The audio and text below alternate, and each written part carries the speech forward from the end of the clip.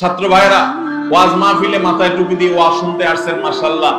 স্কুলে কলেজে গিয়ে কোন মেয়ে যাচ্ছে, দু চার বন্ধু মিলে তাকে টিজ করলেন, উত্ত্যক্ত করলেন, তাকে নিয়ে নোংরা কথা বললেন, তাকে নিয়ে বাজে কথা বললেন, বাজে জল্পনা কল্পনা করলেন, অথচ সেই আপনি ওয়াজ মাহফিলে মাথায় টুপি দিয়ে আসলেন।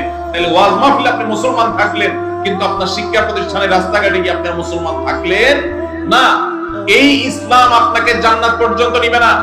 2 নাম্বার ইসলাম আল্লাহ গ্রহণ করবেন না। এই জন্যই আল্লাহ বলেছেন উদখুলু ফিস সিলমি কাফা, পরিপূর্ণভাবে ইসলামে দাখিল হও।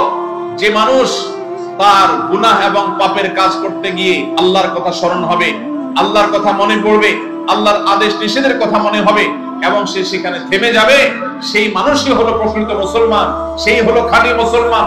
ভেজাল মুসলমানে আমাদের সমাজ ভরে গেছে, আমাদের দেশ ভরে গেছে, দুনিয়া ভরে গেছে। যতদিন আমরা খাঁটি মুসলমান না হব, ততদিন পর্যন্ত আল্লাহর খাতায় পরিপূর্ণ মুসলমান হতে পারবো না।